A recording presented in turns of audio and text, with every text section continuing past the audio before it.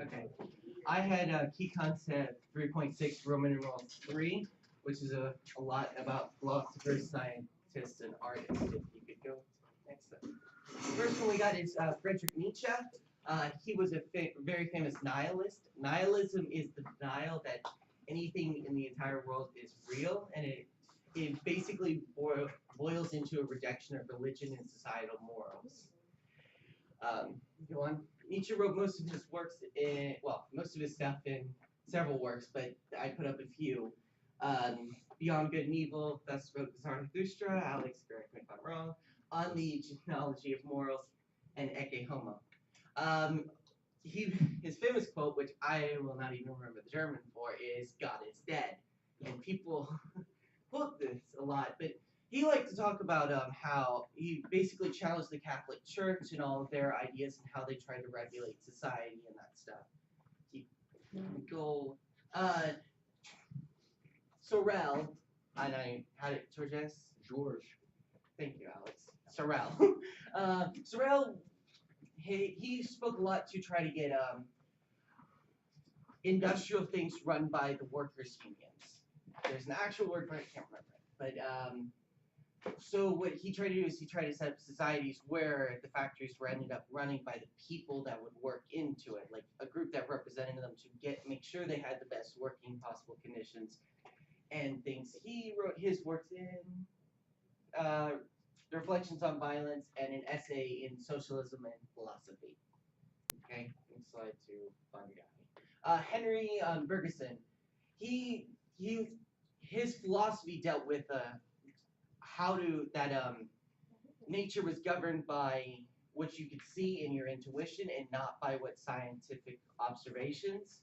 And he produced this in his works. And his philosophy is Bergsism. And it was creative evolution, time, and the free will. He focused a lot of it, the world's experiences were dealt through time and doing experience. Okay, next slide, please. Sigmund Freud. Sigmund Freud is basically the founder of psychology. Most of his theories, dream theory, and all id and all that stuff, are mostly incorrect, Alex. Yes. So he's basically the Aristotle of psychology. He starts it, but doesn't get anything right. Whoa. Shut up, Alex.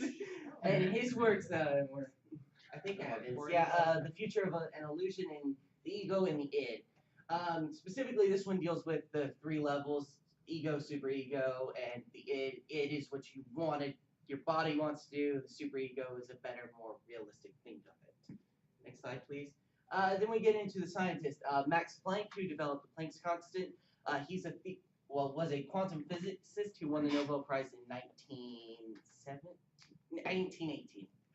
And he dealt with how the atoms, specifically hydrogen, as most quantum physicists use, were interacted with the stuff. And then he had the Planck's constant. Go to the next slide. I ain't gonna be in. It's just the proportionality between frequency and energy, and E equals Planck's constant time velocity. Well, frequency, sorry. So, and it's that number right there. It's that number. Okay, next slide, please. Then we go to Pierre and Marie Curie. They discovered three elements and actually have a fourth named after them. Why the next slide has four. They were chemists who dealt with. They did a lot of work with the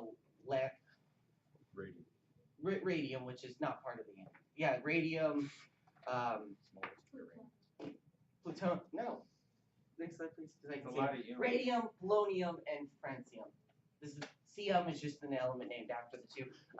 Funny thing is that Curie actually got ripped.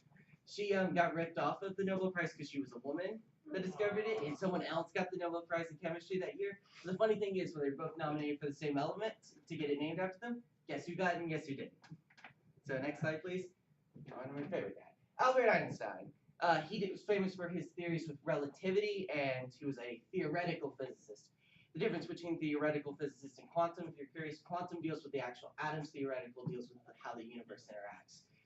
He actually, his famous book is Einstein's Theory of Relativity, but it's you split up into two: special and general. Special is I can explain theoretical physics in the middle of history class, but basically what it deals with is how gravity relates and how time and space is relative to your position in it. So next slide, please. And it's just a representation. It's the fact that space-time, which is this little coordinate grid right here, bends around huge centers of gravity. Next slide. That's general mostly. And then we got the artist. Claude Monet was a famous impressionism from France.